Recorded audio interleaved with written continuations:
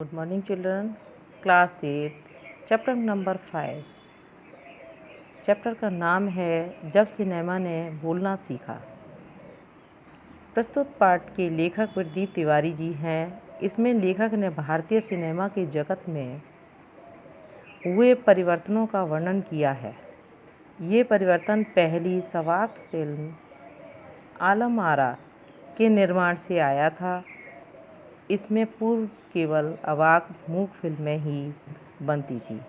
आइए प्रस्तुत पाठ को पढ़ें और जानें कि पहली सवाक फिल्म ने सिनेमा जगत को क्या क्या दिया। आइए बच्चों पाठ पढ़ते हैं, ध्यान देते हैं।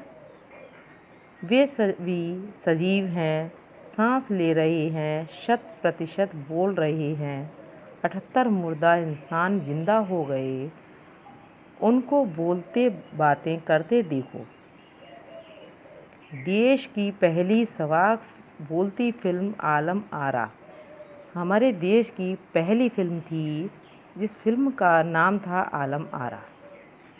आलम आरा के पोस्टरों पर विज्ञापन की ये पंक्तियाँ लिखी हुई थी। ये जो पंक्तियाँ हैं आगे, ये आलम आरा के पोस्टर पे लिखी हुई थी। वे सभी सजीव हैं, सांस ले रहे हैं, 100% बोल रहे हैं, 78 मुर्दा इंसान जिंदा हो गए। ये सभी पंक्तियाँ आलम आरा के विज्ञापन पर ये लिखी हुई थी।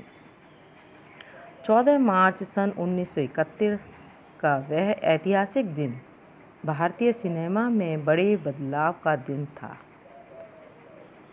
इसी दिन पहली बार भारत के सिनेमा ने बोलना सीखा था। हालांकि वह दौर ऐसा था जब मूल सिनेमा लोकप्रियता के शिखर पर था।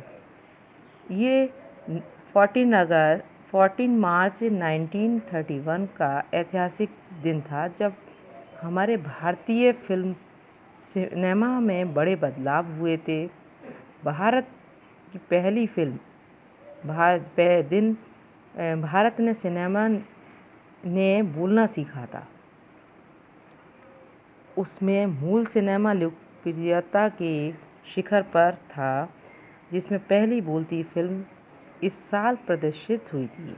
उसी साल कई मूक फिल्में भी विभिन्न भाषाओं में बनी, मगर बोलती फिल्मों का नया दौर शुरू हो गया था। तब से बोलती हुई फिल्मों का नया दौर प्रारंभ हो गया था। पहली बोलती फिल्म आलम आरा है। बनाने वाले फिल्म निर्देशक थे। फिल्मकार जो थे, फिल्म आलम आरा के बनाने वाले जो निर्देशक थे, अर्देशीर एम ईरानी। अर्देशीर ने सन 1929 में हॉलीवुड की एक बोलती फिल्म शो बोट देखी। उस फिल्म को देखने के बाद उनके भी मन में विचार आया, क्यों ना हम भी ऐसी ही बोलती फिल्म बनाएं। तो उस फिल्म के बाद उनके मन में बोलती फिल्म बनाने की इच्छा जगी। पारसी रंगमंच के एक लोकप्रिय नाटक को आधार बनाकर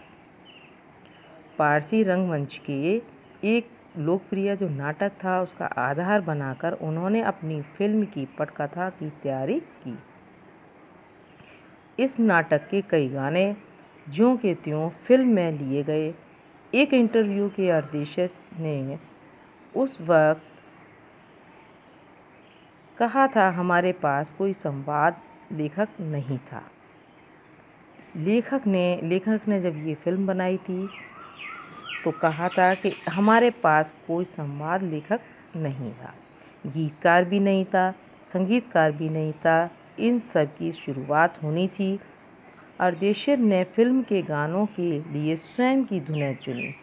इतनी सारी व्यवस्थाएं और इतना सारे गीतकार संगीतकार उनके पास नहीं था, इसलिए इस फिल्म के लिए उन्होंने स्वयं ही उसकी धुनें चुनी। फिल्म के संगीत में केवल 3 वाद्य तबला, हारमोनियम और वायलिन का इस्तेमाल किया गया था। 3 ही वाद्य थे संगीत में, तबला, हारमोनियम और वायलिन का इस्तेमाल किया गया था। आलम आरा में संगीत या गीतकार के रूप में स्वतंत्र रूप से किसी का नाम नहीं डाला गया।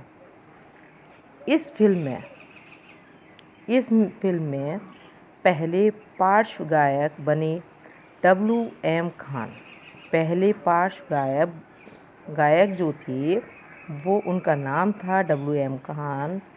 पहला गाना था दे दे खुदा के नाम पर प्यारे, अगर देने की ताकत है। आलम आरा का संगीत उस समय डिस्क फॉर्म में रिकॉर्ड नहीं किया जा सका। इसके बाद आपको सेकंड लेक्चर में आपको पढ़ाएंगे और समझाएंगे हमारे देश की पहली फिल्म जो थी उस फिल्म का नाम था आलम आरा। ये बोलती हुई फिल्म थी, पहली फिल्म बनी हुई थी। इसके अर्देशीर M ईरानी इस फिल्म के निर्माता थे, इन्होंने इस फिल्म को बनाया था। सेकंड लेक्चर में पढ़ेंगे। Thanks student.